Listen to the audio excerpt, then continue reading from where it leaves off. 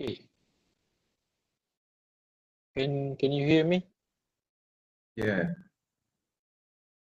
Yes, doctor. Okay. So coming back.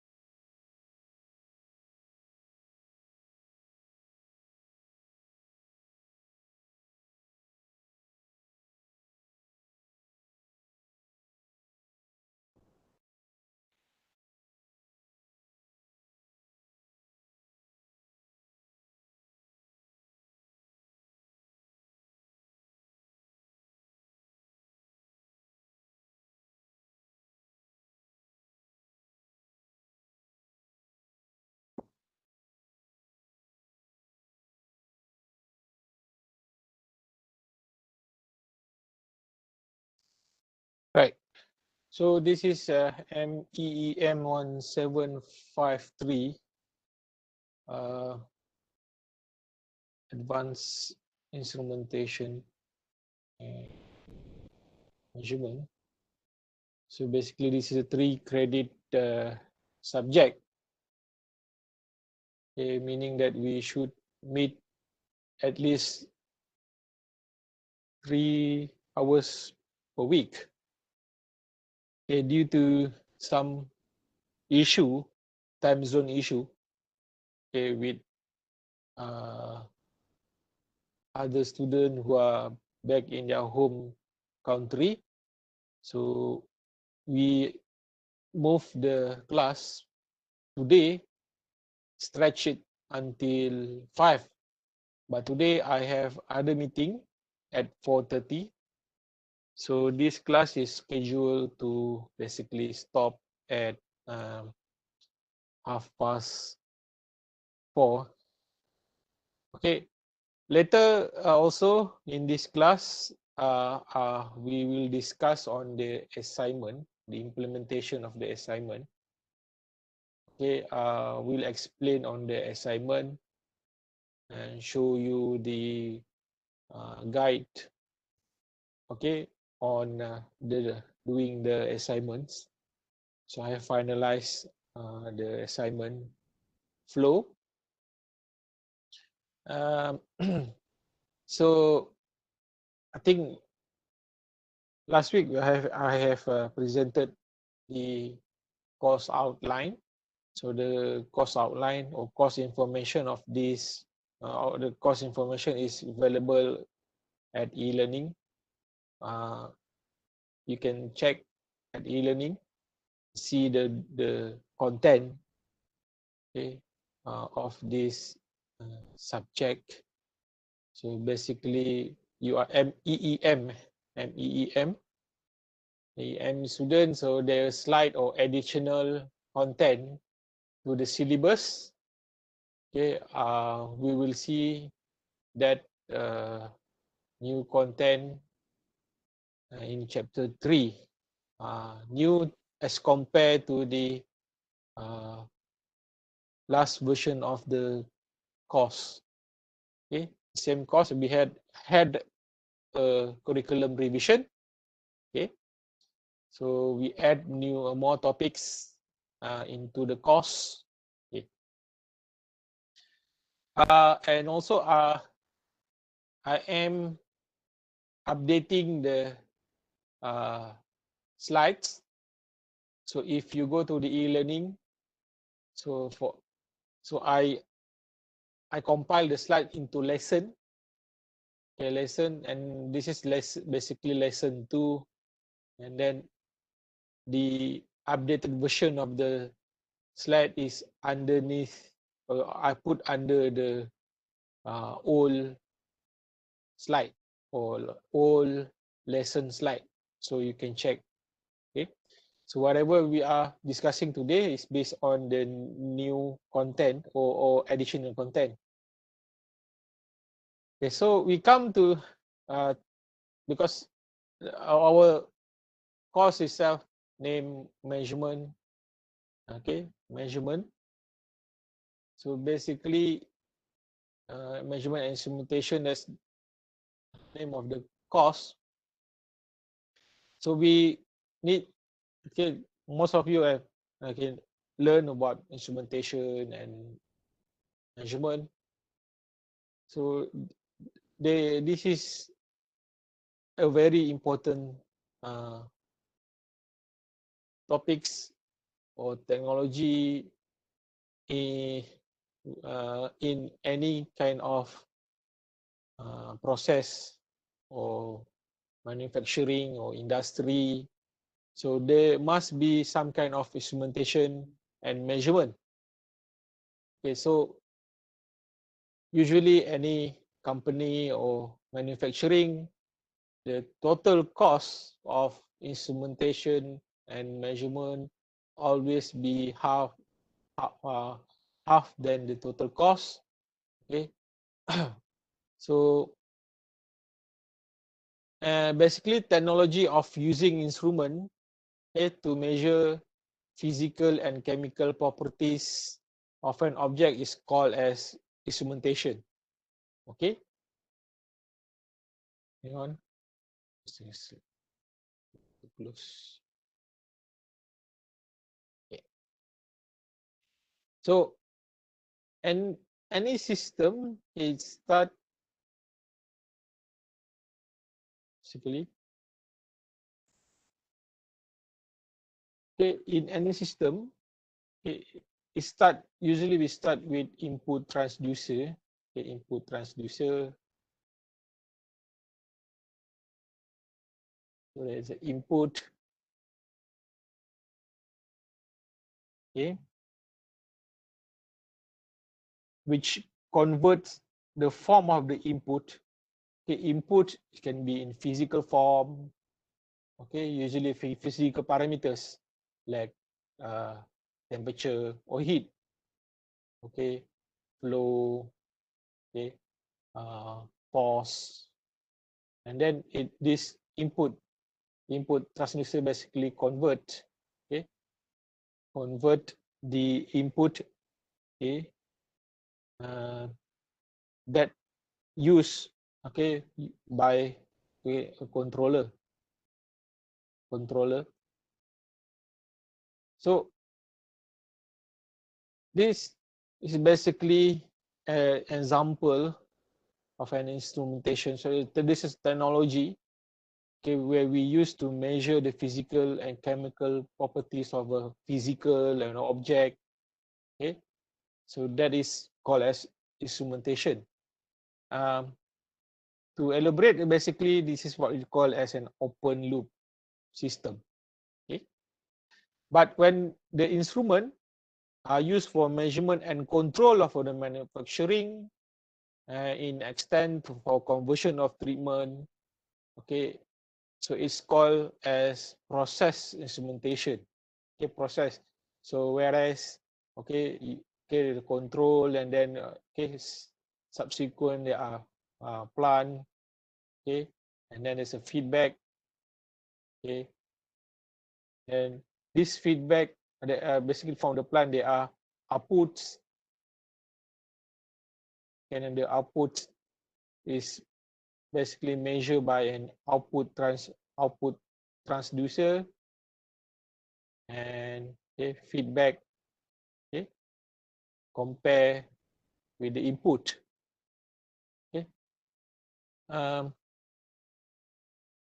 sorry, it's supposed to be like here. Okay, right here. Okay, feedback, and then compare with the input that is converted by the input transducer. So this is a closed loop system. Okay, so that involves process instrumentation. Okay, so there are many applications like measurement of system, process control, system process monitoring, and even simulation is a part of instrumentation application where, okay, before we run the actual manufacturing or the actual, we operate the actual, uh, for example, vehicle, okay, like airplane, okay, like cars and so on. We do some simulation on the subsystem, okay, and all those simulation basically requires modeling, and then the modeling is, okay, done by, okay, retrieving the information, okay, the information, and do some modeling and expect some output. So we do simulation to cut the cost.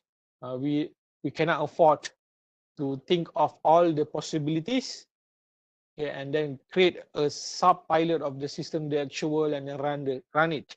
So it will take a lot of cost. So simulation is a way how we can model the system, manipulate the parameter, change the parameter, and then when we finalize, then we, okay, have make the actual system or the process. So those are the application of instrumentation. Okay, so in conclusion, we can say there are two types of instrument. Okay, first is the measuring instrument that uh, basically gathering all the information. Okay, and the second one is controlling instrument. Okay, the controlling instrument basically increase the quality, quantity, or the final yield. So when I talk about instrument uh, include everything. Okay, the technology in the instrumentation. Okay.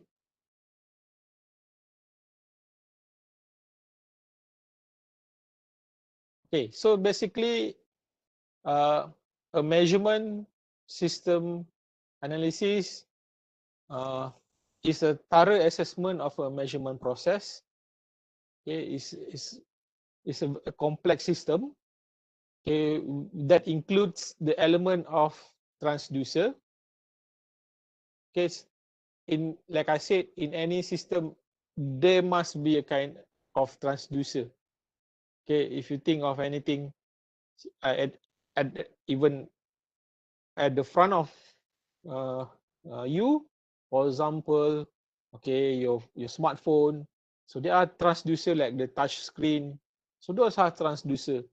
Okay, even if you turn on the light switch, so those are basically transducer which convert physical input, okay, that manipulate, that allow current to flow into the main circuit, and then so that you can illuminate your room, for example. So transducer, okay, very important. And then data presentation, okay, of course, it is a part of the measurement system analysis and signal conditioning. So if you don't have signal conditioning, basically you may just measuring noise, or you just measuring random signals. So the MS is basically the combination of transducer, data presentation, and signal conditioning.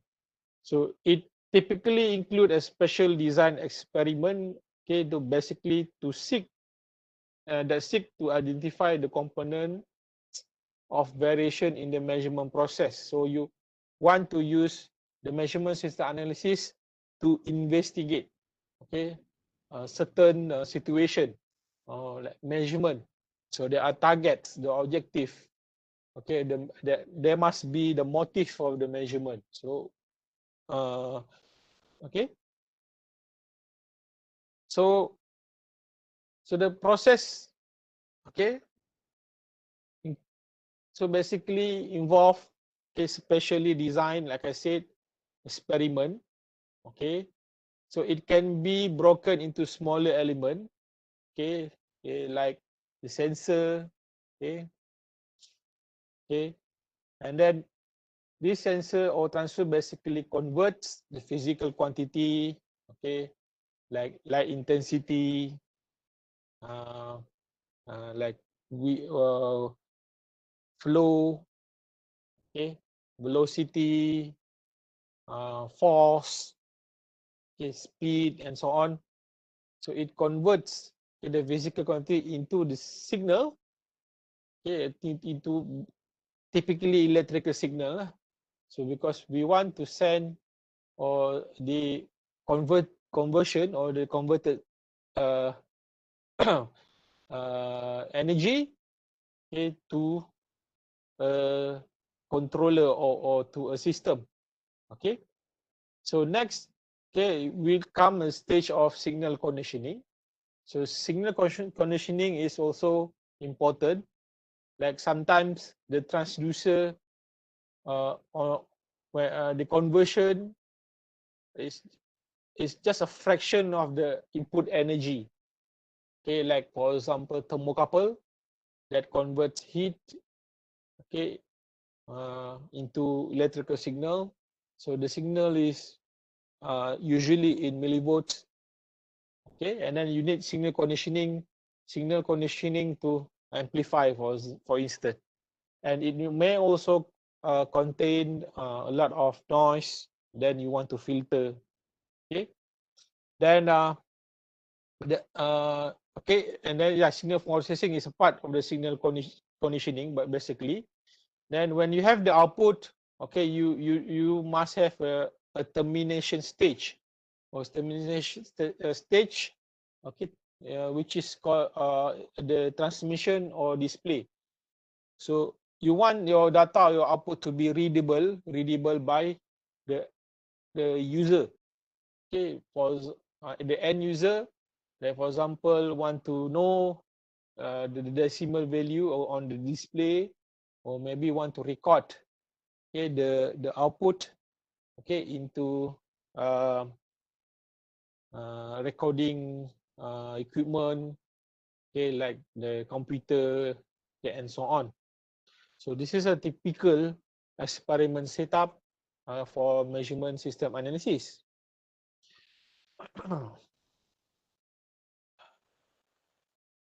So there are many areas, okay, that basically instrumentation and measurement involved with.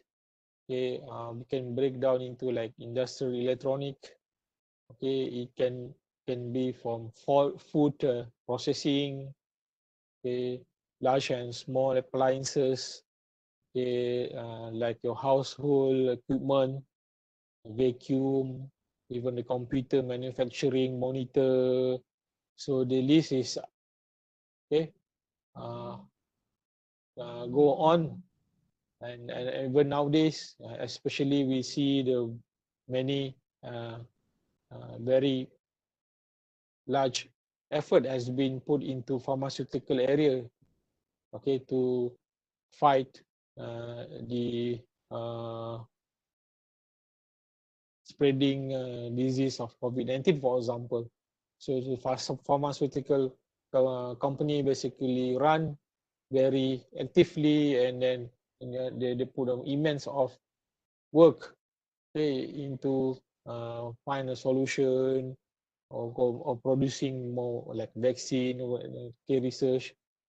So those are basically what we see, but underneath or at the back, basically the electronic system, okay, that run or make that all process possible, and that you can deliver a lot of items or products in a short or limited uh, time frame.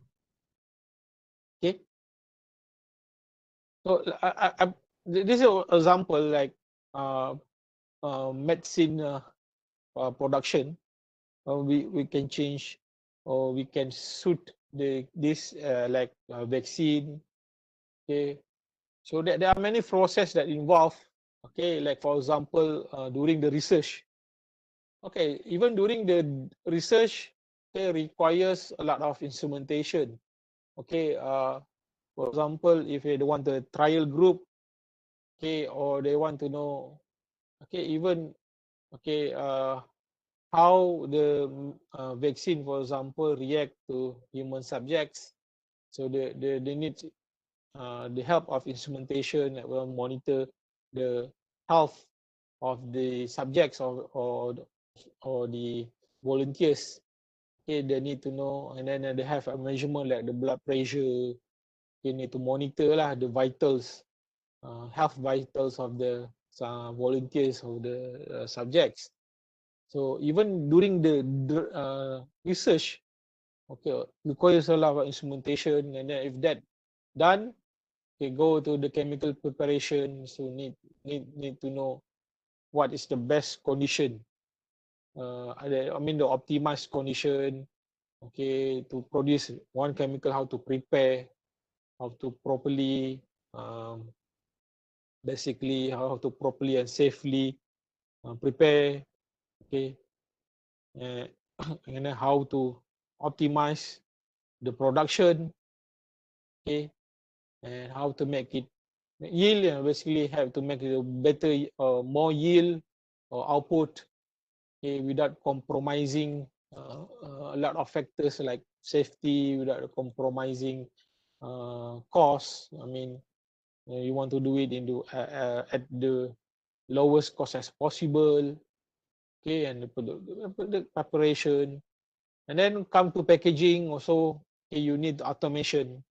Okay, how to encapsulate or how to bottle, okay, the medicine. Okay, how to automate. Okay, you have production line, how to do it if efficiently. Okay, maybe you want to minimize the number of workers. Okay, because of the limitation of the uh, physical distancing rule. So this condition, okay, basically suit to the current requirement. Okay, then how you measure each uh, or amount of the item during the packaging, and then see how the reaction, and even during the transportation. Okay, logistic. Okay, you need to monitor, have the record. Okay, and then go to end user, and then all that's okay require instrumentation. So in this, basically we see the implication of instrumentation on the industry in basic, specifically in the manufacturing. So we will look into examples how instrumentation and measurement it apply to. I will try my best to how it apply to the actual industry. So the field, okay, is quite basically broad. Okay, can encompass or include the manual machine, okay, programmable machine like CNC. Robotics also play a lot of important role. Okay, logistics. Okay, logistics basically also cotton storage, okay, and automation. Okay. So in this lesson, we will look into some of the important output devices, basically, which is, for example, the relay, and how it is constructed. And we will look into the fundamental principle, do some a bit calculation, and basically the derivative of the other output devices like valve or solenoid valve, based on the principle of solenoid. So we will look into how the principle of this device, okay, and see how we can apply it into the real world. Okay. So we start with relay. Okay, basically relay is an electrical switch. Okay, the main block or the main component inside the relay is solenoid, and solenoid, okay, basically a component that uses electromagnetic or electromagnetism. Okay, so the concept of electromagnetism is used inside the relay to manipulate or to open or close contact. Okay, the purpose of the relay is where we can use small input signal to control, okay, large load or high voltage load. So it is mostly for safety. One of the reasons for safety reason, okay, why we are using relay. And also with the relay, okay, we can compose or basically develop logics, okay, for automation or process, certain process that require steps, okay, the way we put together to perform a certain task. Okay, we will look into some example, okay, in today's lesson.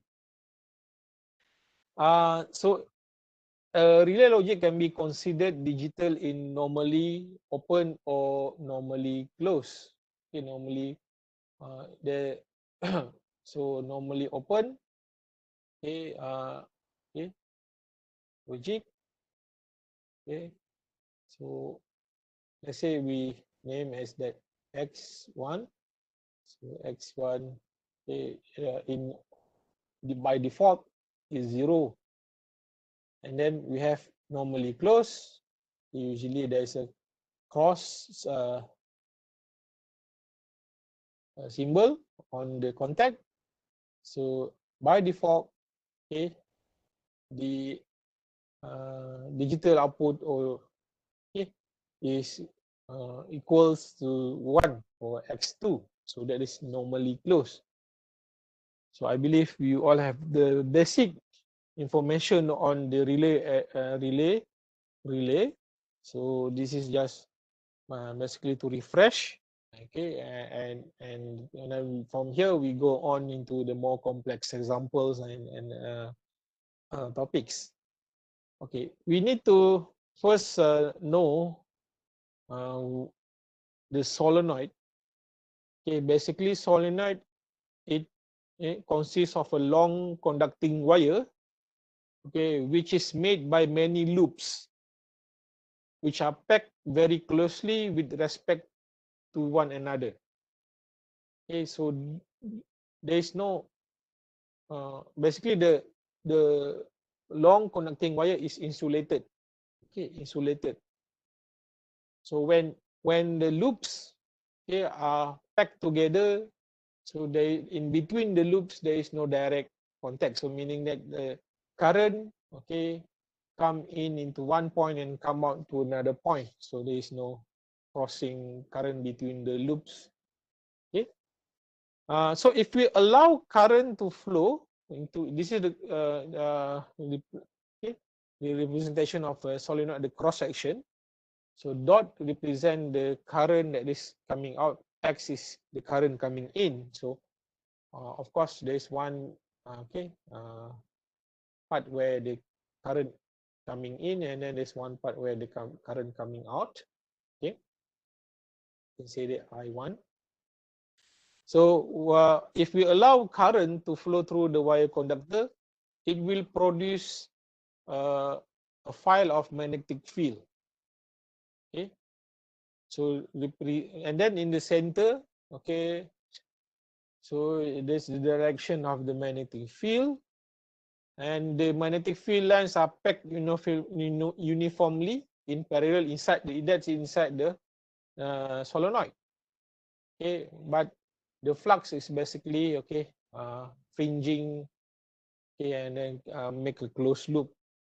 Okay, so this magnetism or magnetic field basically creates a pulling force, a pulling force to magnetic material. So non-magnetic material will do nothing, okay, on it. So to increase the strength of the magnetic field, okay, we usually put a core, magnetic core or ferromagnetic material, okay, inside, okay, high mu relative permeability is large lah basically. So to have more or much stronger magnetic field. So I is the current is basically the control current. Okay, that's the control current that we use. Okay, it can be coming from like 12 volt DC power. Okay, and then we use this magnetism to move a lever which will on and off. We'll look into the more example after this. Okay. So this is the relay operation. Is simple application. Okay, where we basically use a relay to turn off horn. Okay, so it is can be a remote. Remote means that we isolate.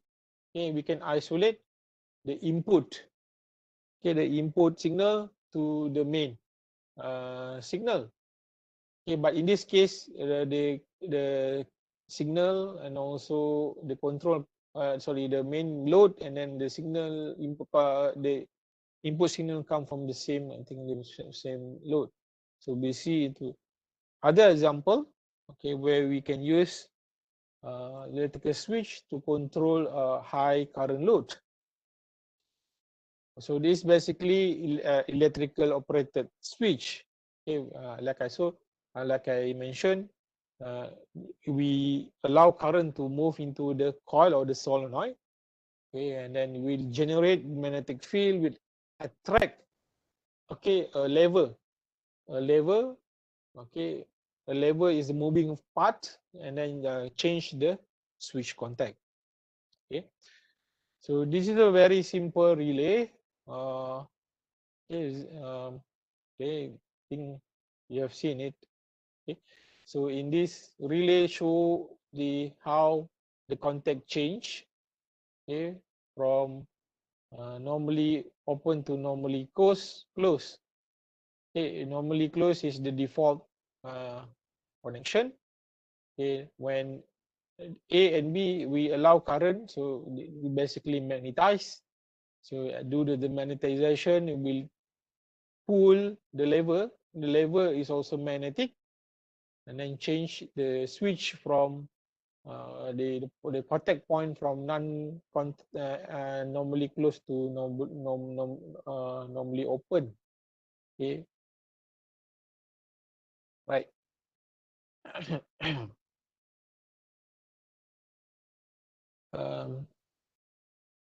So here is an electromagnetic attraction type relay. Okay, so it is basically operate at the principle of electromagnetic attraction. Okay, remember that. Okay, if we allow current flow into the coil, and then in this case, okay, we have an armature. Okay, armature. and then the armature is a solid block, magnetic material block, linked to a lever here, and this lever basically is spring loaded. Spring loaded means that when I is 0, or I is 0, this spring will pull the lever at the open position. Okay, so the spring create a opposing force. Opposing force. Okay, and then when I is given, I is given, so it creates magnetic field, it creates around the solenoid, and then the flux will flow through the dotted line. So that's the magnetic flux path basically. And basically at the open or what is called as the air gap here, so this part has a highest reluctance. Highest reluctance, where the magnetic field attraction is the highest. So what happened at this air gap, there will be a magnetic field force created. It's basically pulling force. Pulling force. And then close the basically pull the lever and then close the contact. So the lever, there's a contact is attached to the top of the lever. Basically when the pulling force is equal to the opposing force of the spring, so the lever will stay at the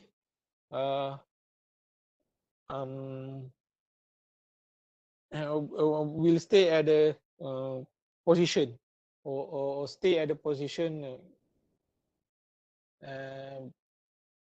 remain still at the position. So if we remove the current, and basically spring, the pulling force will be removed. Therefore, the spring will retain it, the pulling force, so that the lever will go up and then open the contact. So this is the example of electromagnetic attraction relay.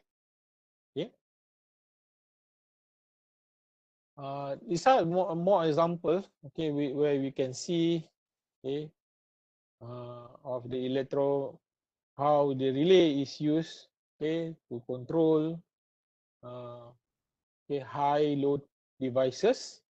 So for example, on the bottom, we have a low input signal, or low input control signal, which close the contact with the contact that carry the high load or high current. This is the relay connection. The relay connection, there's a common description, like NO, COM, and NC. So basically, those are the common labels. COM means that these are the common point. So there must be a wire that connect to the common point. The common point, like for example the positive, and then the other wire, whether you connect to the normally closed or the normally open, depending on the desire. If we want to desire the circuit to be by default is closed, and then when the control signal come, the contact is break, or otherwise you don't want the connection at the when there is no input signal, or when the solenoid is de-energized. Okay, so you use the normally open connection or point. Okay, and this is what you basically shown on the label of the relay. Okay, 1, 2, 3, 4.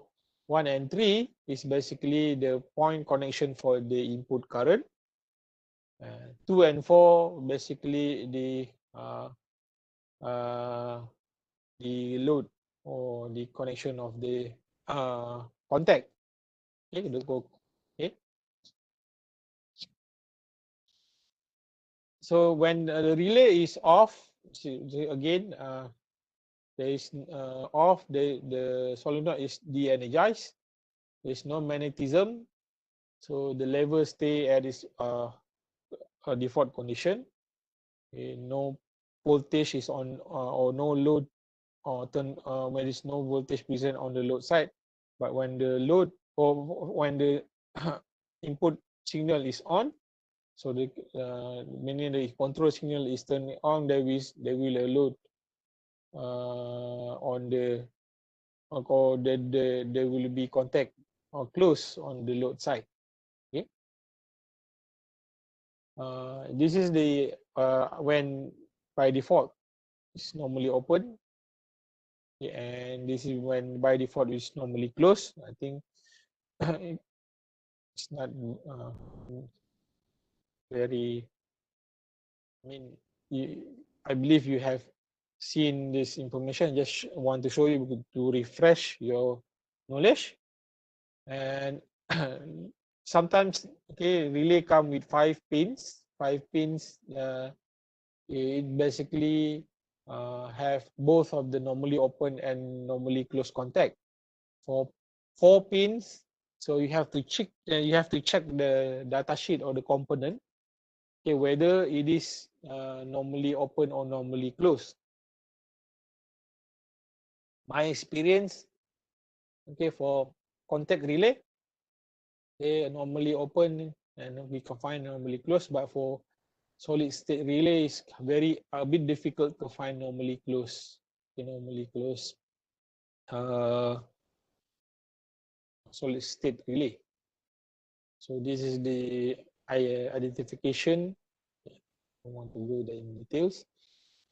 So I want to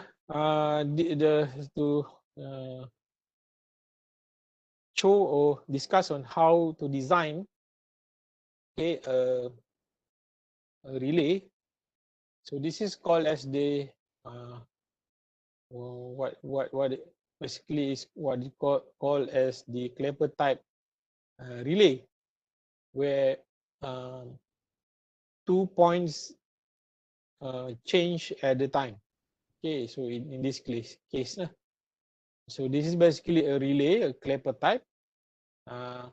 So it has a input or the control solenoid. Okay, the loop is wound around the armature. Armature is solid rectangle ferromagnetic steel, for example, and it is basically here it look like a C shape. Okay, so on at the end of the C shape, basically there is a lever, a lever. So this lever is a moving part, and then it is spring loaded. It's spring loaded.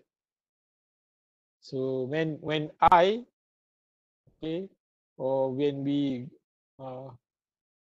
means give current to the solenoid, so we'll create the magnetic field on the air gap. Okay, on the air gap, and basically we'll pull the lever or close the contact. So this is simple representation. Okay, so but in this example, we will look into some calculation.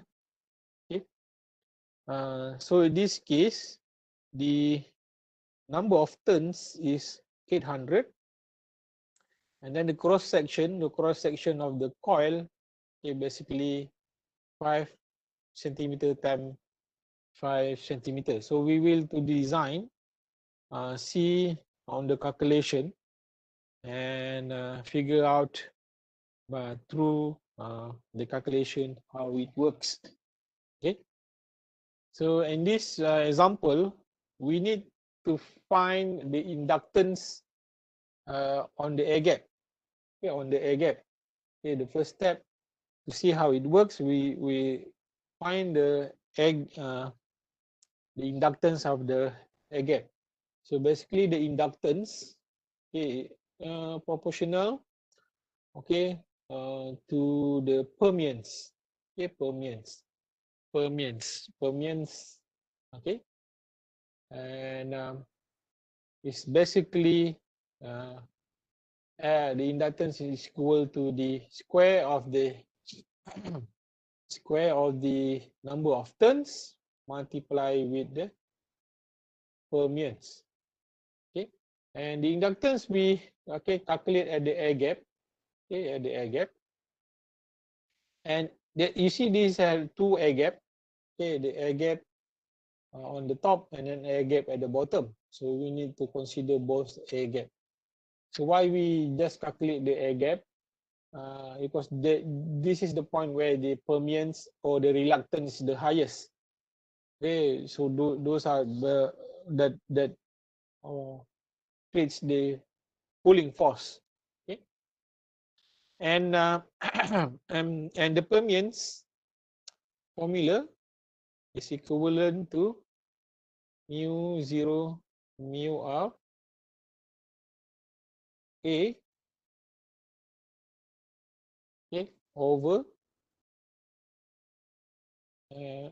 the gap. Okay, the L gap. Okay, the gap. Oh, so L gap, we put this at L gap. The total gap. Okay. Mu naught is the constant. Okay, mu naught is the constant. Equivalent to 4 pi multiply with 10 to the power of -7. Okay.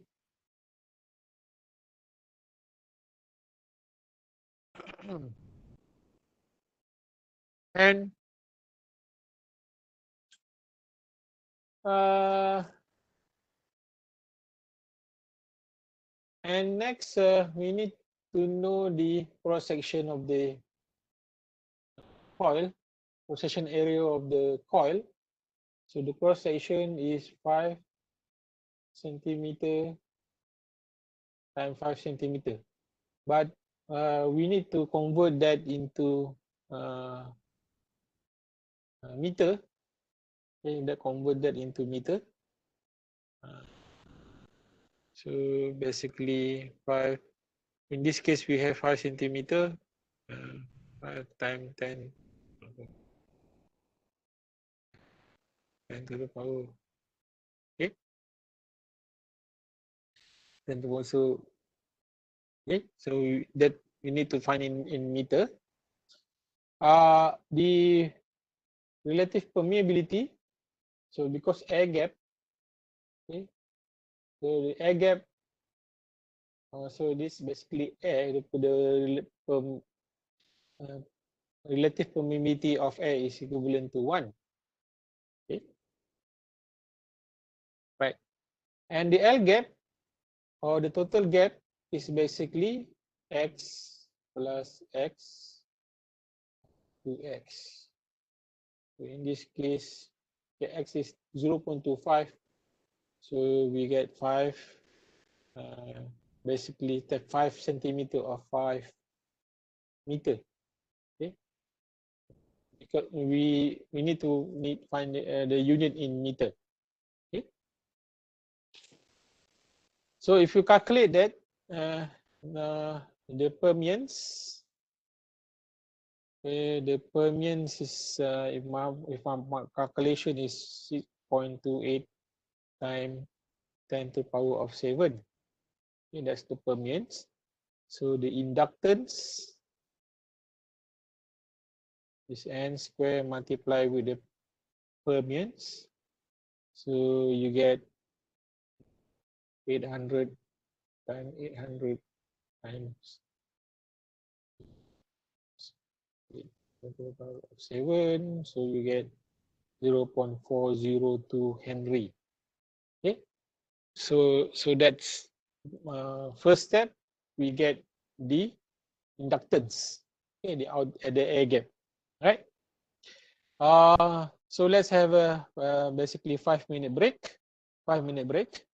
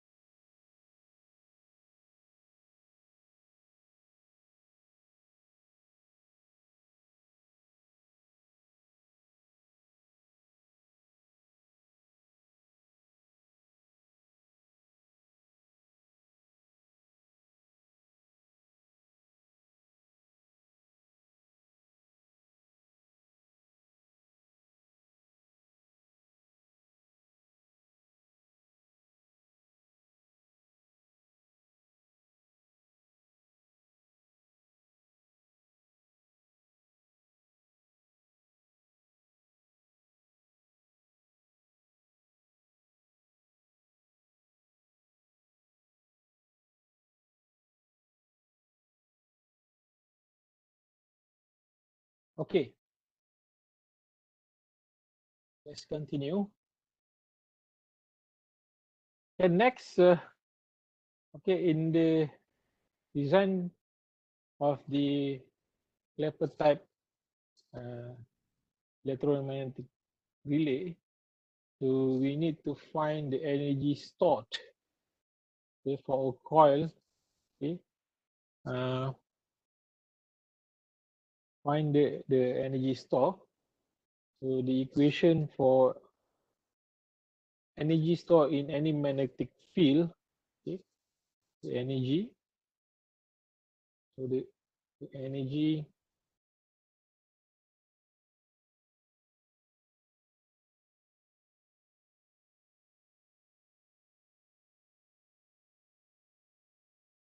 circuit or field. Okay, so basically energy is equivalent to this equation, you know, like with the I square. Okay, so the inductance, okay, multiply with the current square divided by 2. Okay, so we know already the inductance, okay, basically equivalent to 0.42 Henry or 402 millihenry. We just plug in the value. Current is given as 1.25 square. So at this stage, we should get like 0.312 joule. Okay, that's the energy. So these are the information, important information so far. And then we need to calculate the force due to the coil current. Okay, coil current. Okay. So to find the so basically to find the amount of force, okay, so we come back to the basically the concept of work, okay, work, okay, which relate to the energy, is basically equivalent to the multiply with the displacement, okay, the total displacement L depth. Okay, so basically you can find the derivation. Okay, basically this is equivalent to the small amount, okay, of force due to the coil current. Okay, so, so we can find the force, okay, okay, to the derivative of the work to the gap. Okay, so and basically first we need to know the equation, okay, of work or energy. This is work is equivalent to the energy lah basically. Okay, is half L I square. Okay, okay,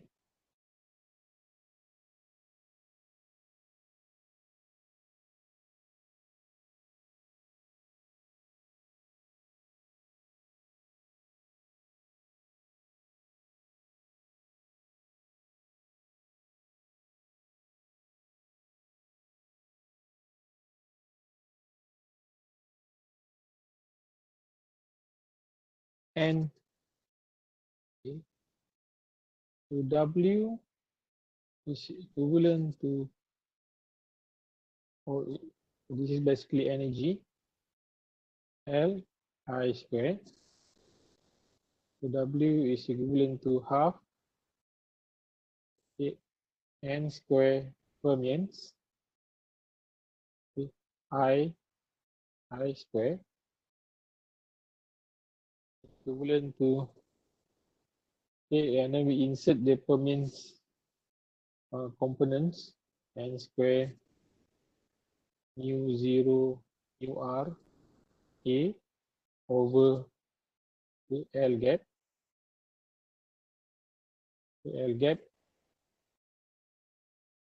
I square. Okay, and okay, we can say that let L gap equivalent to X over 2. Okay, or we can let X, sorry, X. Okay.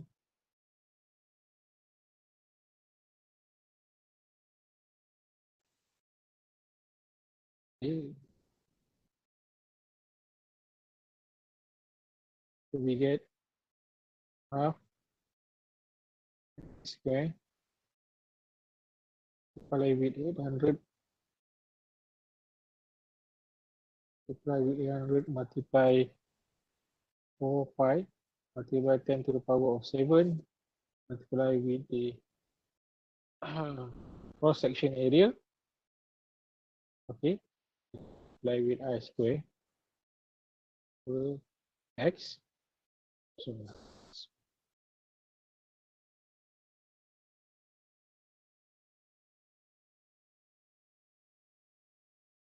X. Okay, and so if we apply the concept of small energy, amount of work that occur when an instant of dx, okay, dx. Okay, so you should get 1.005 multiply of -3. Hello, Prof. Yes, yes, yes. Please, can you be a little bit on? Pardon? I cannot hear. Hello? Yes, Prof. Yes, Doctor. Please, can you be? This is going down. I can barely hear you from here. Sorry. You cannot listen to me? Yeah, your voice was down. Oh, my voice was down. Yes, Doctor. I think let me change my earphone.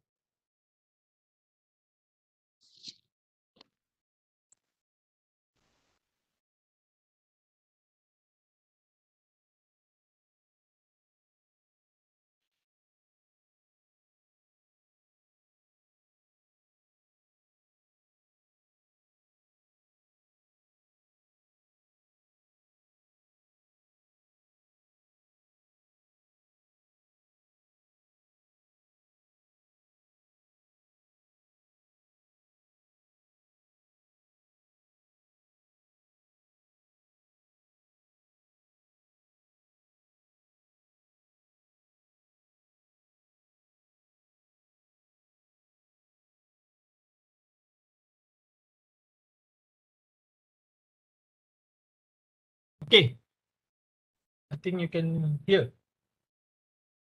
Yes, Prof. Thank you. Thank you, sir.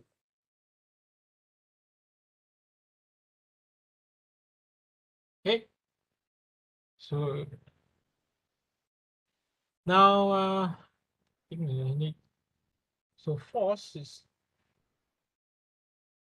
the derivative of this whole function, okay, over dx.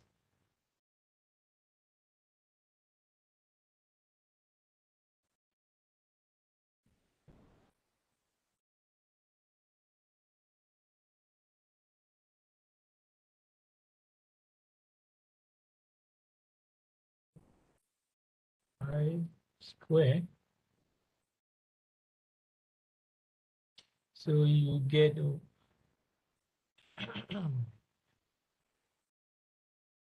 1.005 multiplied by 10 to the power of 3 multiply with I square negative multiply with negative 1 over x2.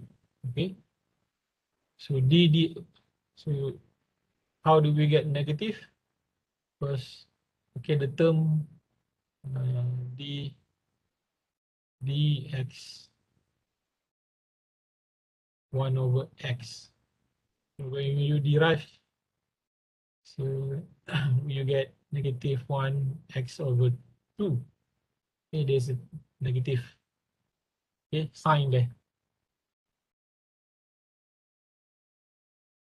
Okay, then for the force is basically if you put in the x value, okay, put in the x value. So you can check the calculation later. So you get negative 62.8 Newton. So that's the amount of force. Okay, but you did not notice that it's negative because that is the amount of force need to be produced to oppose, okay, the restoring force of the spring. You see, there's a spring. So when this force is equal, okay, and this force is equal the spring restoring force, okay, so the lever will stay at the position, so remain still. Okay, so that's why here we get negative. This is actually the force must be opposing. The force that is produced must be opposing the force produced by the F spring. Okay, spring. So remember. So when this is zero spring, okay, will counter or basically the pull back the lever into the original position here. Okay, this is the original position. So when F or when there's current, there will be a pulling force or the attracting force produced from the magnetic circuit, okay, or from the solenoid. Okay, so those that's what basically calculation that you can use. Okay, here, okay, where you can decide the number of current or uh, um, the dimension of the core. Okay, so this calculation basically help you to design armature. This is a Clapper type relay. Okay. That's just the some of the calculation involved so far. Okay. Okay, so this is the actual representation of the example before. So the Clapper type is called as the Clapper type relay. So it has one movable contact, okay, and one stationary contact. But when the magnet is energized, okay, basically it will pull the armature, okay, basically pull the lever, okay, pull the lever and make close the contact. So for Clapper type, so there are more than one contact involved. Okay, so in this case, they have two contacts. Okay, so it has multiple sets of contact. Okay,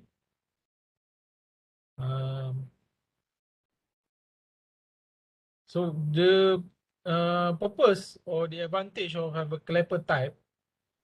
Okay, so it is possible to control many different circuits at the same time. So there's a reason why you want a clapper type where you want to control many different circuit at the same time. Okay, but this type of relay can has some advantages. Because the motion of the clapper armature does not necessarily assure movement of all the movable contacts. Means that sometimes, due to wear and tear, one of the contacts break or didn't engage properly. Remember, this is a physical relay. So physical relay means that the connection is made physically. Okay, and then the other type of clapper type relay is a vertical clapper relay. Okay, where the movement basically up and down. So you can see this is a vertical on the right. It is a vertical action armature. So it has a C shape, backward C shape of the armature basically. So the for the vertical type, so we need to have a restoring, basically a restoring spring. Okay. So when the magnet is de-energized, so the contact break. Okay, so you pull the lever back, so that no connection is made or close. For vertical, the advantage is that basically the weight of the armature, the weight, basically the weight or the gravity lah, basically will break the contact when the magnet is not energized. Okay, so the vertical action, so there is no need of using any restoring spring. Okay, so the weight of the armature basically will break the contact when the magnet is de-energized. Okay, so in this case we require less component and then reduce the break the risk of break or breakdown of the restoring spring. Okay, so those are the difference between the vertical clapper relay and horizontal clapper relay. Okay, so this is another example of horizontal action relay. Okay, this also require restoring basically spring. Okay, restoring spring. So this is a larger relay they use for larger load. Okay. So this is a bell crank. Okay, with the bell crank basically, converts. Okay, so converts the linear motion. Okay, in linear motion or this linear displacement. Okay, into some contact. This is like the a bit angular motion lah. Okay. So the purpose of this design is basically to fit into very compact area or compact design. Okay, where you need to miniaturize, miniaturization, for example. Okay. And as for this one, the bell crank in the application. Okay, so this is basically what inside our car starter. Okay, the solenoid, we call it the solenoid basically. Okay, so the construction here, okay, basically converts, okay, the linear displacement, okay, on the top is basically our the control solenoid. Okay, basically this is also this is the when the input signal, okay, comes from the main battery like basically of the car when we turn on the ignition. So when we turn on the ignition, so we will magnetize the main coil here. It create, okay, this linear displacement. Okay, then, so here we have a linear displacement. Okay, so the linear displacement is convert, okay, our transfer. Okay, the force is transferred through a bell crank, okay, into this starter. Okay, so this starter basically, okay, start our engine. So from the linear, so this starter basically creates a rotational displacement. Rotate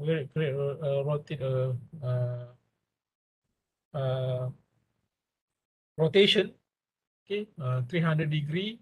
So basically the rotation is basically to make the starter or the engine the emissions start. Okay.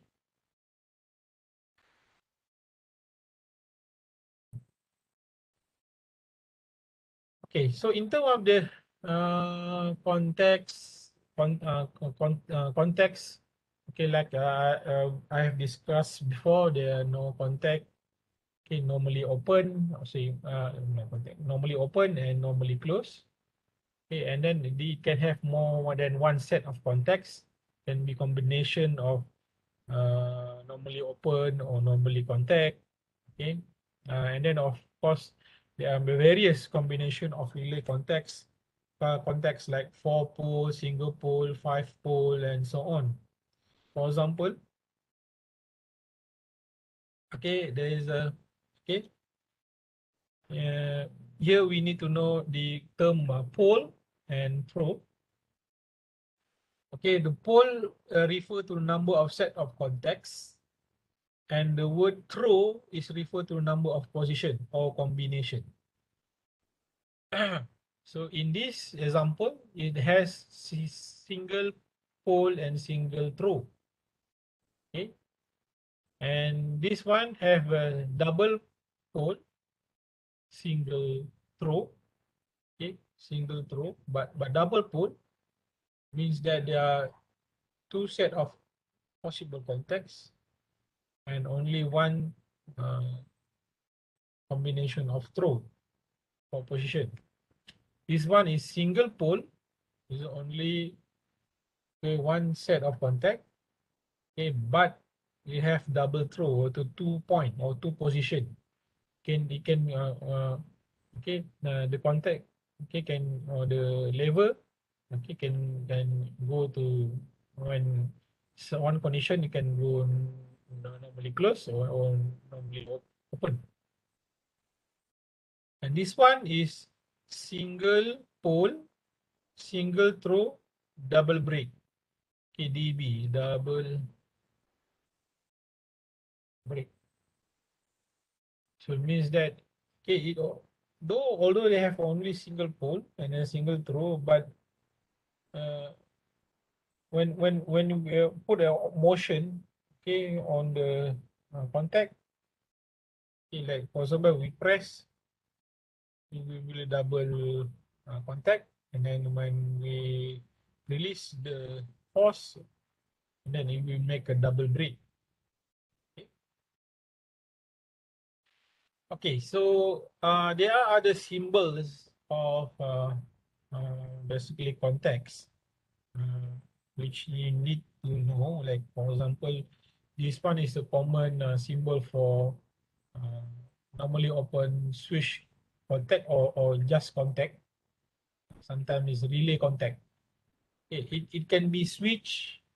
It can be switch contact, or it can be relay contact.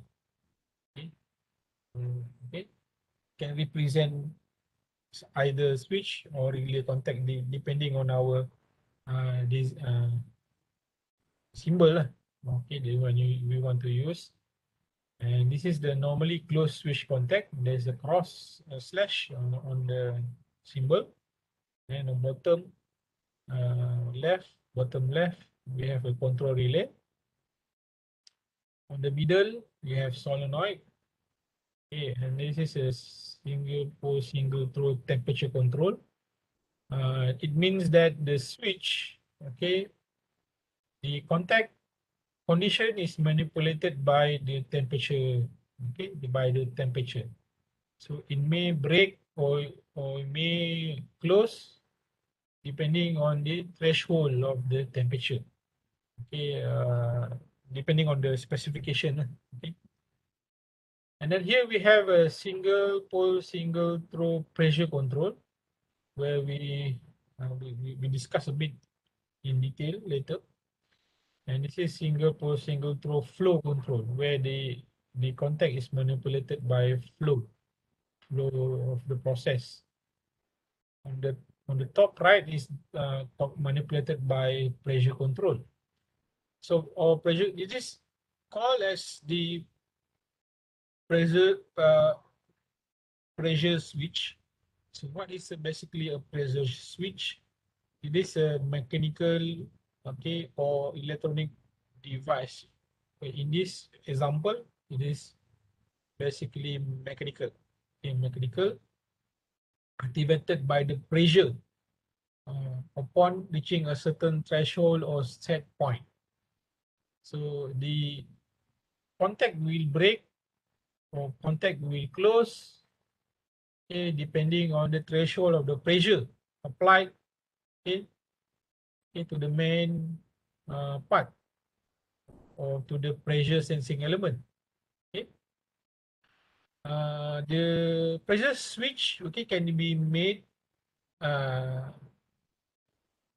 a burden tube, piston, diaphragm, or membrane that move or deform according to the amount of pressure exerted by the system. But in this case, with piston, we see the piston, and then it's spring loaded. There's a piston chamber, spring loaded. Means that when the pressure inside the chamber is equivalent to the atmospheric or the outside pressure, so the piston stay at the current position or closed position, for instance. But if there is pressure inserted into the chamber, so depending on the setting, depending on the threshold that we set, okay, let's say we set at the threshold is 30 psi.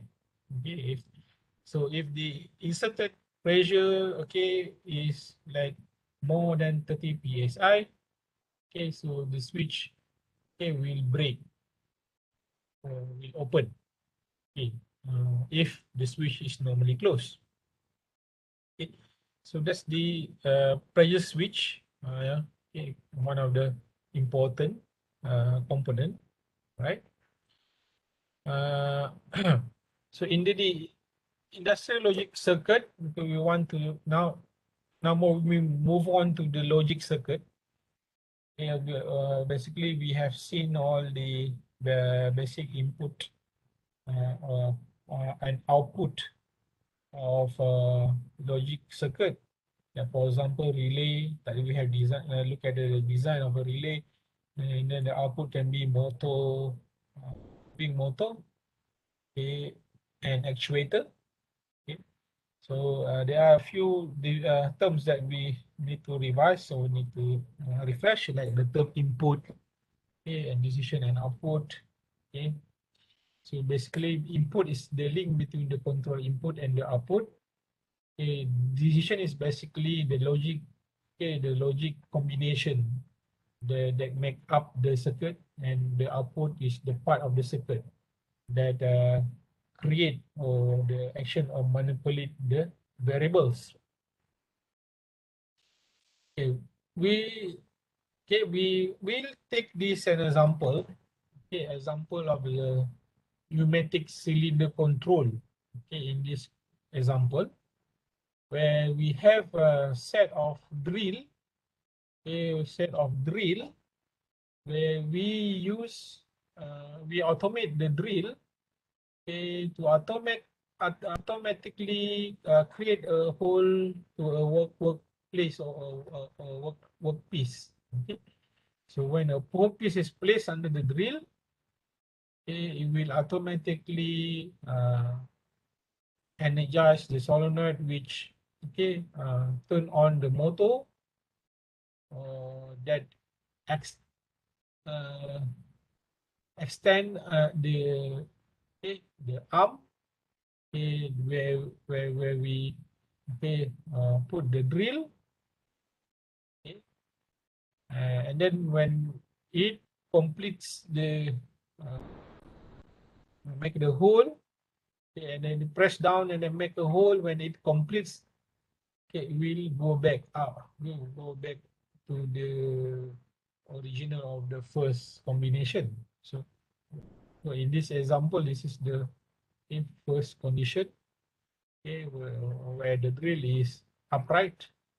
And then when we press the start button, check the combination. For example, we have the limit switch. So if the limit switch is basically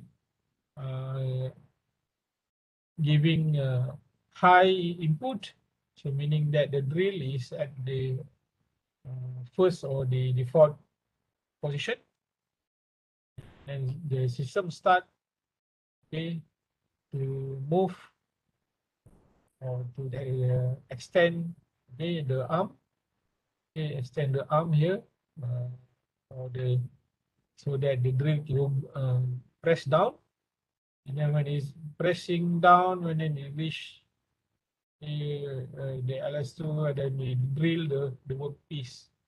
And then when it completes, or maybe when we press, the drill will turn on, and then when we press down, and then make complete the work to make the hole on the workpiece. Then when how we know that it has complete to make the hole, when the arm, the table, a part of the arm that connect between the arm and the drill have reached the switch LS2, the limit switch 2. So then when it complete, then we'll go up. So this is the step, basically what I have explained. So drill basically on the top. Then basically the cylinder is retracted and then drill motor is off. So when we push a start button, so we use a start button. So start button can be momentary, for example, a momentary start button. Start button momentary for is the single pull, single through double brake. So when the start is high, or push, so the external solenoid is energized. And then drill move down, and also at the same time the drill motor is turned on. Of course, you will check the limit switch S1, LS1. So when the drill extend to its full down, and then make a hole, and then strike the limit switch, and then causing the retract solenoid. So we have two solenoid, which one is to extend the solenoid, and then the second one is to the retract. So there are two solenoid which turn on the motor . One motor represent in this case, because this is air cylinder, motor that turn on the compressor . The motor turn on the compressor to extend one motor, and then the other motor to retract. I think before we go to this example back later, so we need to see some of the input and other input and outputs. For example, in this case, we need to see the drive AC or DC. Okay, in some application, we use the AC drive, and some application we use the DC drive. Okay, AC drive basically the speed variation of AC motor depend on the number of frequency, number of pole within the stator within the motor. And then means that if you use the AC drive, so you manipulate the speed of the motor by changing the frequency. But DC drive, okay, basically level of the voltage. Okay. So example of AC motor is induction, synchronous motor, DC motor like shunt, wound or series wound, compound, and permanent magnet. So AC drive is much simpler. Like if my experience with AC control is much simpler rather than DC control.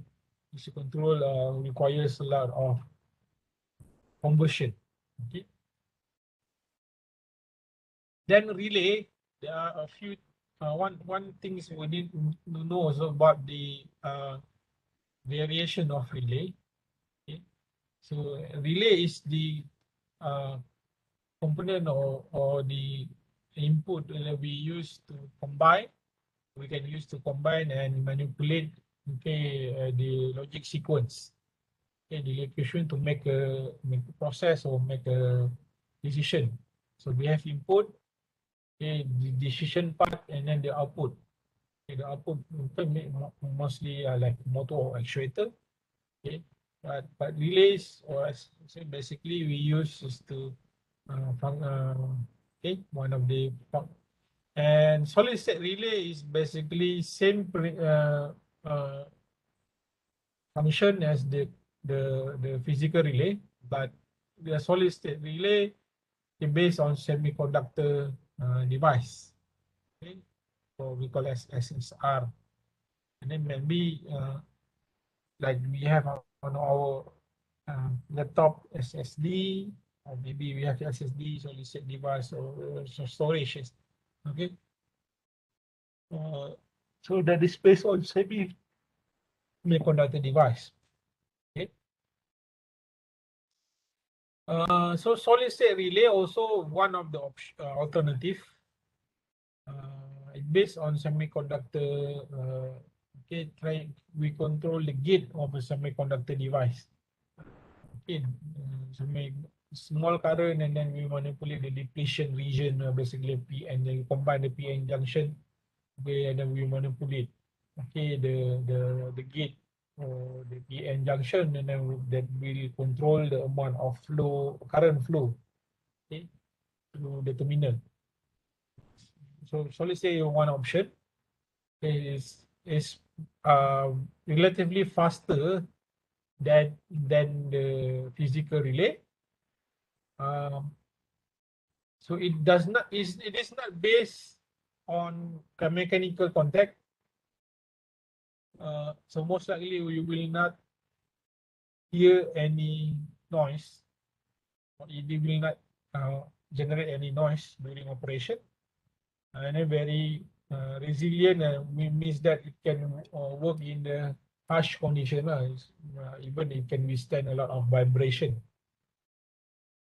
So these are the table that compares between the solid state relay and the physical relay. For example, solid state device, okay, for example, it can be small package, okay, relatively faster, it's relatively cheap, and then repeatability is good, where you can use it on and on off many times, okay, before having any problem. Okay, and then it is some design is very easy can be very suitable for modification. Okay. As for the physical relay, it's basically durable, also easy to calibrate. I mean, when it breakdowns, it mostly will not make any. Like for example, if you test the contact, okay, if the contact fails or did not change according to your input, test input, so at the first assumption or guess that you can tell that the relay is broken or having some problem. Okay, and then it's immune to noise because it is not based on the semiconductor device. Otherwise, sorry.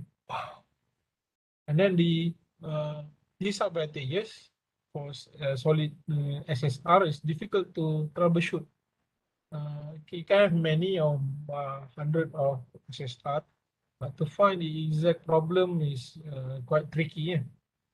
Okay, and when some need some work soldering on the board, okay, I think, okay, and then it may not be immune to noise, and then it may not even tolerate with high temperature. Okay, and then it cannot be far away from the input control, okay, because of the low voltage. But for physical relay, due to the wear and tear, so it may break or some problem, a few million cycle, and then it requires more energy lah, more energy, to create a stronger magnetic field, okay, so that you can pull the lever. Okay, it must be strong enough.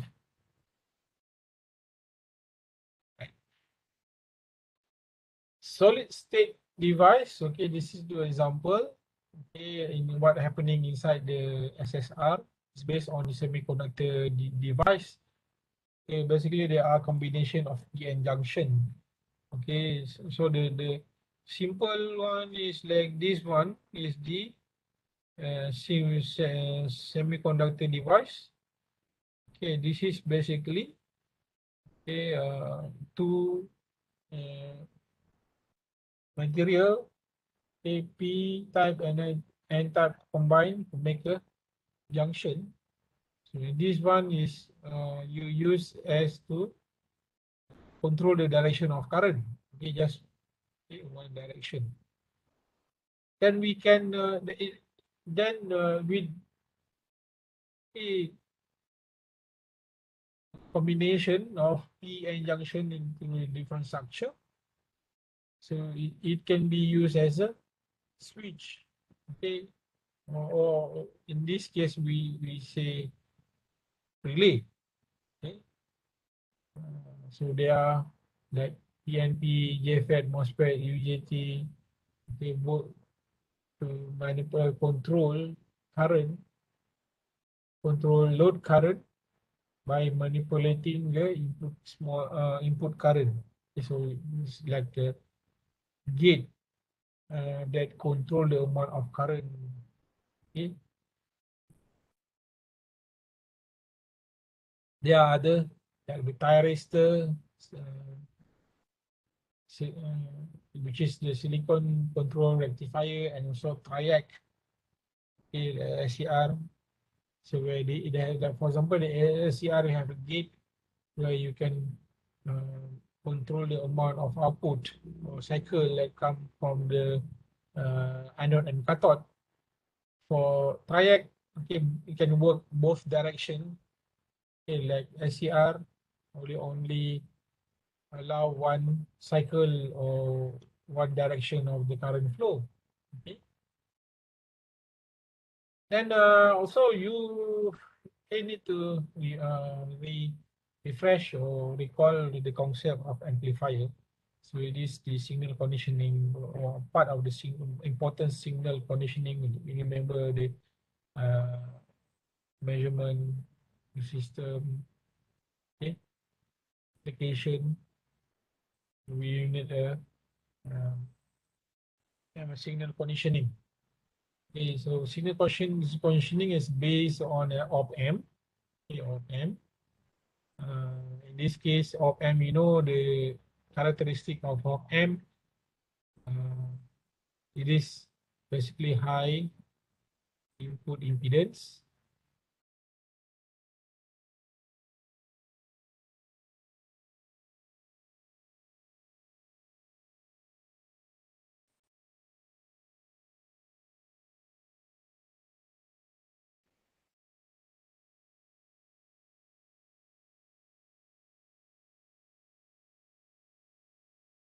Okay, so whereas the I plus A and I minus is equivalent to 0 ampere. So it's a high input impedance device.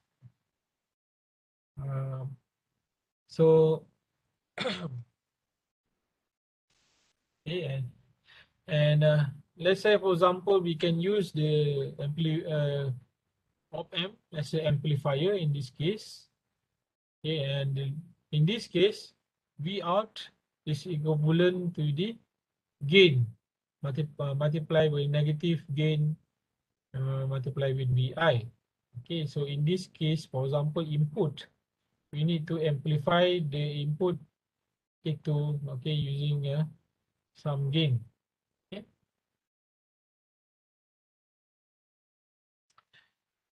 So we can the I1, I2. Okay. So how do we can derive this equation? Okay, basically.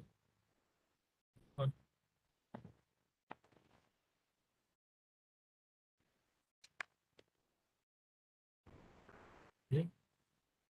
So by apply the Kirchhoff current at point 1. So at point 1,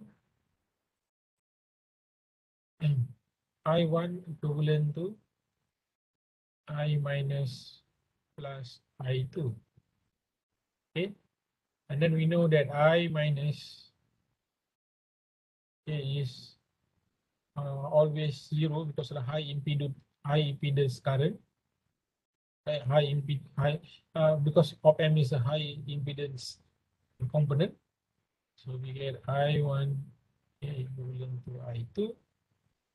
So then we can apply KVL VI minus V minus over R1 equivalent to V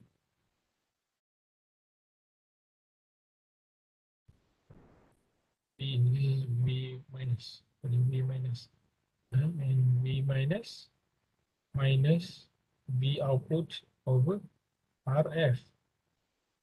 Okay, so we know that V minus multiply V plus equivalent to 0, which means that V minus equivalent to V plus, and V plus is grounded here. So V minus is equivalent to 0 volt. So V over R1 equivalent to negative V R over RF. And then we rearrange the equation. We know that V output is equivalent to negative RF over R1 multiplied with VI. So basically that's the gain. So the gain is RF, the ratio of fixed resistor RF value over R1 or RI. Right. So this is the other example of the signal conditioning using the op-amp. This is the summation or summation circuit or the adder circuit where you want to add the inputs, okay, V1, V2, V3, and V4.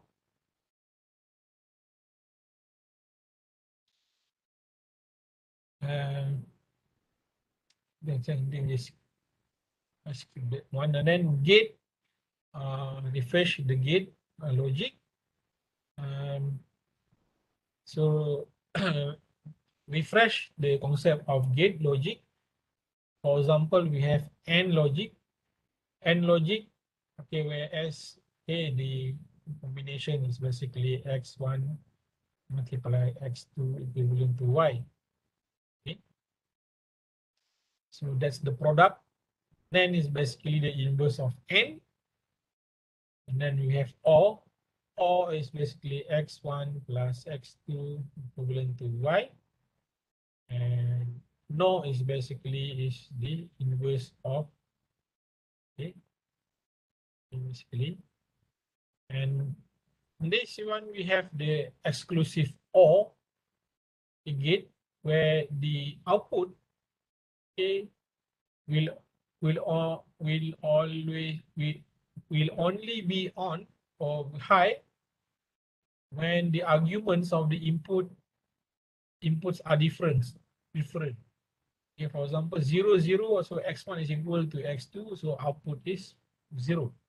But in the case of x1 is 0 and x2 is 1, so the output turns or become high. Same to when x is equal to 1 and x2 equal to 0. And the other one is when the inputs are not, the argument are not indifference. Okay, different. So that is exclusive OR. So how, okay, example, you can use the pneumatic solenoid control, okay, pneumatic solenoid control to as a combination logic. Okay, then the logic, okay, gate to control, okay, the solenoid, also the drilling, the drilling jig. Okay. Okay, so this is the circuit. Okay, finalized. Okay, it has a start button. Okay, this is the limit switch input LS1, normally open, and then LS2 is assumed to be normally closed. Okay, where it control the solenoid of the extend and then the solenoid of the retract. So how it works?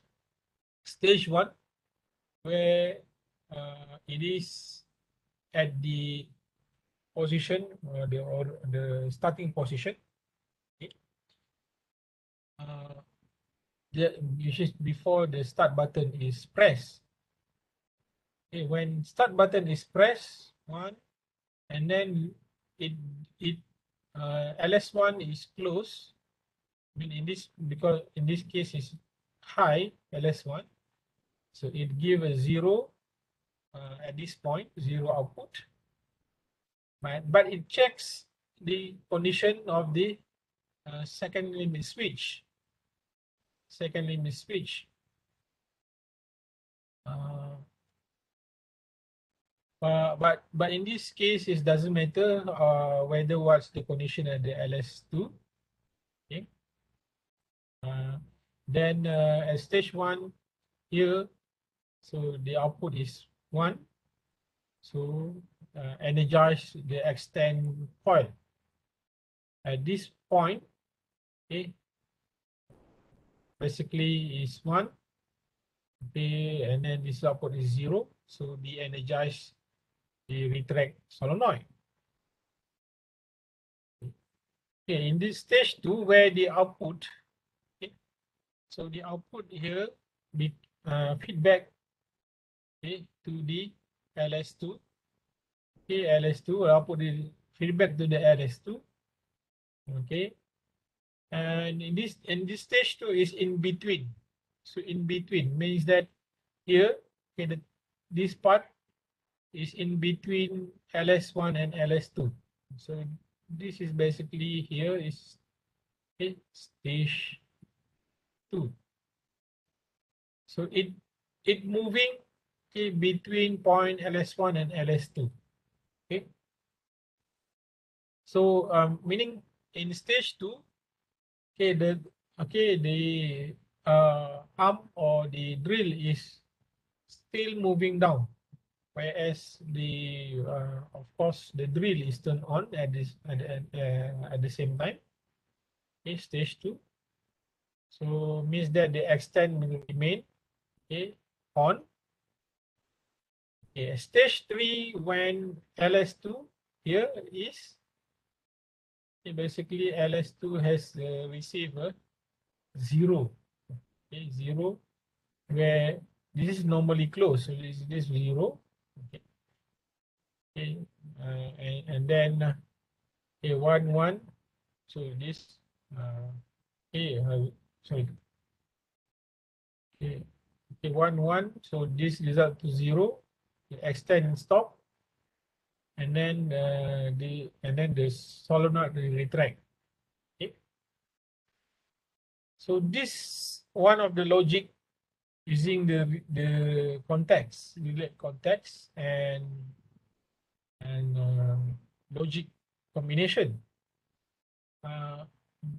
There's an issue here in stage 2 where the output is feedback to the logic gate that connect to the LS2. So so there could be a misfire. Okay, because here, okay, this could be 1, even this is could be 1, 1 0, 0, okay. It could be some delay, okay. It could be 0 before this 1, okay, come back. This could the signal could be 0 at the same time. So there could be when we have a feedback input, okay, there could be some delay. So that's could be an issue. So one alternative, okay, to design or to solve this is by using relay logic using logic ladder. But I don't want to go through here because I want to discuss. Now I want to discuss about the assignments. So I want to settle on the assignment. Okay, I have completed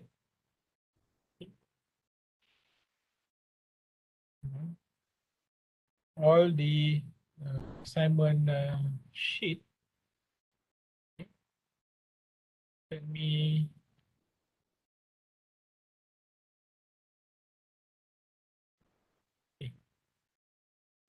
right.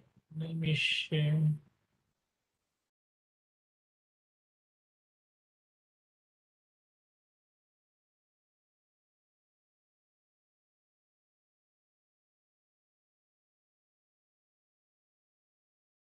Okay. Now I will put up this assignment sheet or assignment guide, and then the related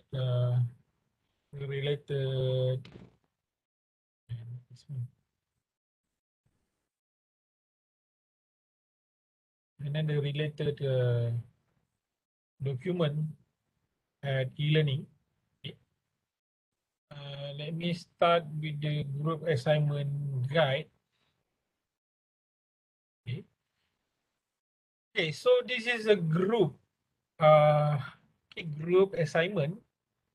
What I want to do you to deliver on the assignment is basically do a research or review, basically a review on a specific topic in instrumentation. Okay, this written here. where at the end of the assignment, you will deliver two things: the final report and also the presentation. But before the final report, there will be an interim submission. Interim submission is first round submission, whereas I want to see the current progress interim submission. Interim submission will happen around September, 1st of September. Okay, so this is a group task. Okay, I let you decide to have a group member of 2. Okay, maximum 3. So I know, I think we have 7 or 8.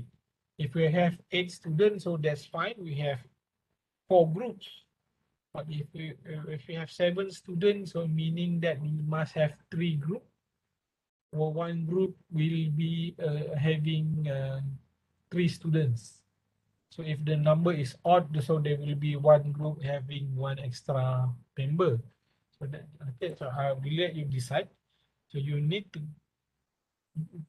make a group here, okay? And so basically, you need to identify and make review of the latest development of instrumentation, sensor, and transducer application, and the impact of Industrial Revolution 4.0. So this is suggestion topic. Like for example, big data in instrumentation and measurement. Okay, what are the current trend?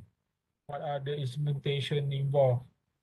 Okay, algorithm, whatever. So I let you explore that. Okay, fine.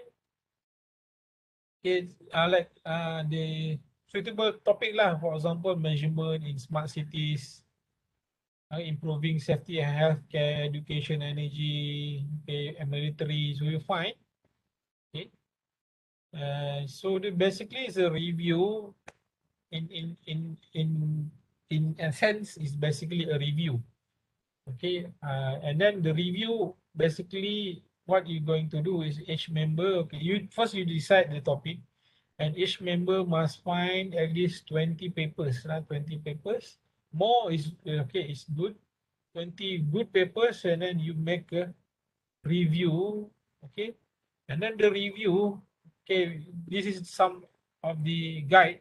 Okay, you should compare and contrast idea of different authors. Okay, criticize their work, criticize, I mean, make a stanza, make building criticization. I mean, this one method have some weakness and so on. Then highlight the gap, how and show how the current work relate to the previous. So need to show the flow. Okay.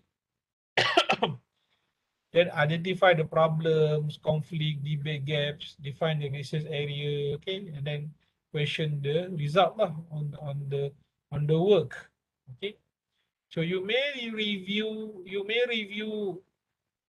a paper, a research paper, okay, experimental, or maybe even you review a review. There's, okay.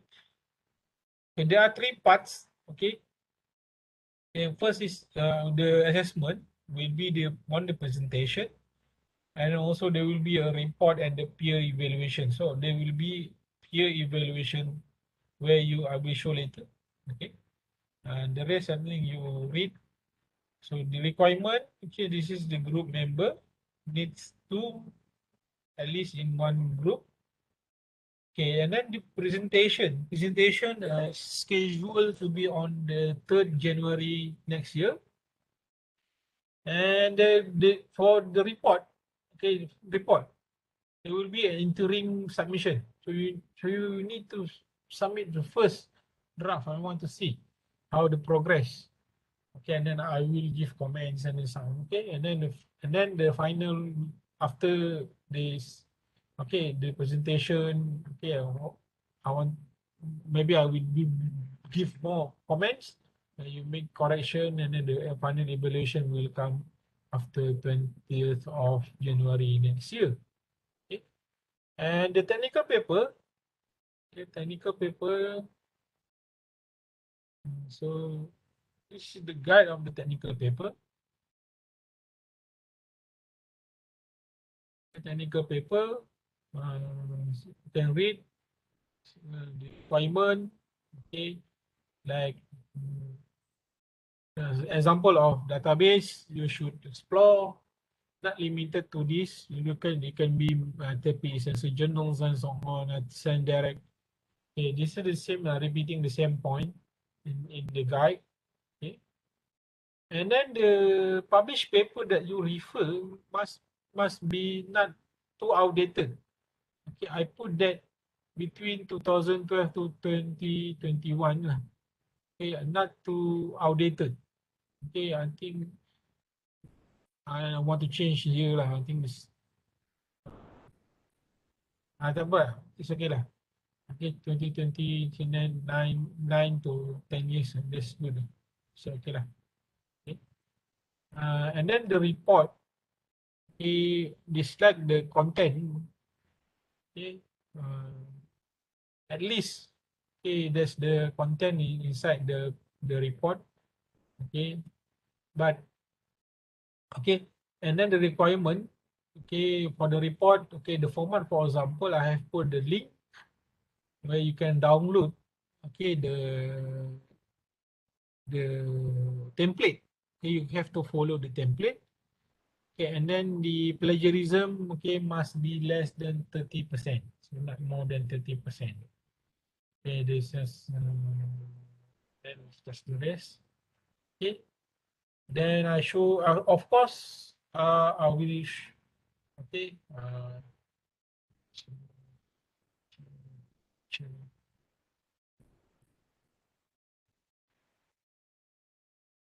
this one.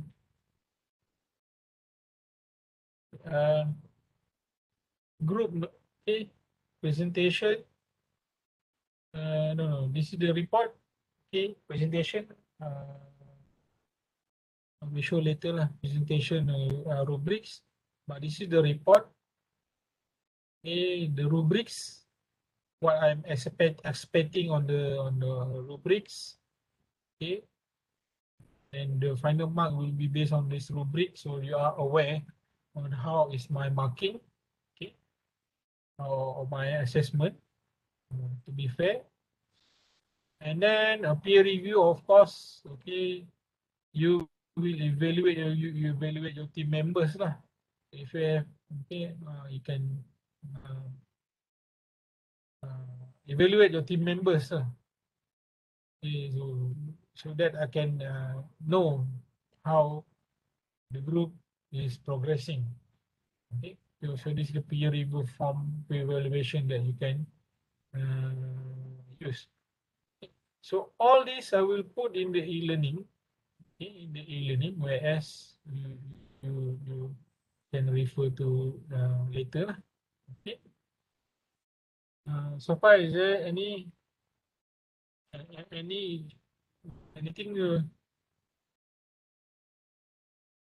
Right? So if don't, nah, I think that's all for this week class. Okay, we will meet again on next week lah. Continue with our lesson. Okay. With that, I say close or end up this lecture for today. Okay, thank you very much. Good evening. Thank you, Doctor. Yes, sir. All right.